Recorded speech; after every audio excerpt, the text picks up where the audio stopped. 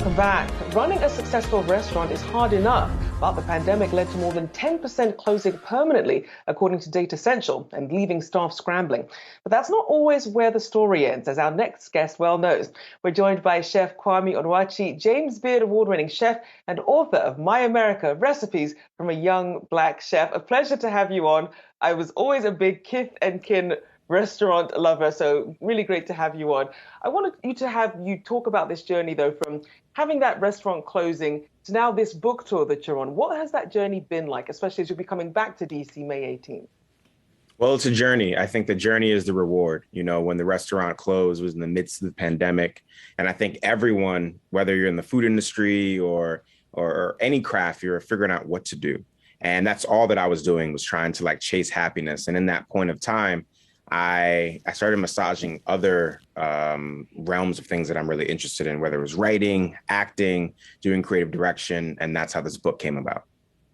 So tell us, in your journey around the country, as you're discovering different foods and preparing this book, did you learn as much about food as you did about people? We see so much divisiveness out there in the news and even the shooting over the weekend. But do you learn that food is one of the great unifiers? Yeah, I think you can really get to know somebody by sitting down and having a meal with them. You can really get to know someone's culture by tasting their cuisine. You can travel an ocean on a plate.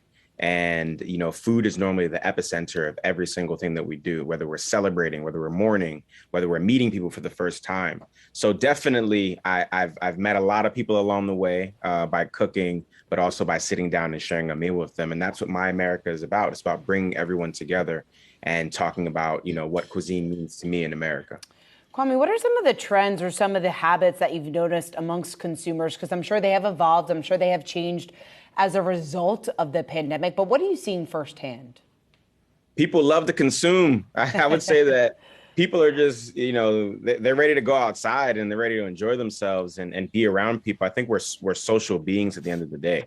So being locked up for so long, I think it's bred us wanting to go out and celebrate and really connect with people. And that's what I'm seeing, whether it's fine dining or a mom and pop shop. It's all the same. People want to get out there and break bread. You've been very busy in terms of partnerships with Spotify, the Salamander Resort, Orly Nail Polish, OXO, Cardi B, just to name a few. How many hats do you feel like a restaurateur has to wear these days to really try and withstand some of these economic shocks like a pandemic or supply chain issues? I think, you know, I don't think it's just with the food industry. I think it's just people in general need to be able to diversify, you know, their avenues of income and also their avenues of creative expression. I don't like to be labeled, you know, I don't like the label celebrity chef. I like to just chase happiness and then do things with intention. So I think as a people, this pandemic has made us look within and say, am I really happy at this job that I'm at? And if not, what can I do to make myself happy while also providing for myself and my family? Kwame, to Rachelle's point, I mean, hundreds of thousands of restaurants shut down during the pandemic. Is there a lesson or a couple of lessons that those that have survived, and I know some that have even thrived through those tough times, are there lessons that they ought to have learned moving forward? Yeah, well, everything's a lesson. You know, the pandemic, it hit our restaurant industry extremely, extremely hard. I think the most valuable thing that we can take away from this is making sure that we're taking care of our workers and our bottom line at the same time. The restaurant industry is not a passion project. It is a business and it should be treated as such. And it shows that within this time that, you know, I don't think it was valued a lot. We were first responders, you know, we were out there cooking for everybody.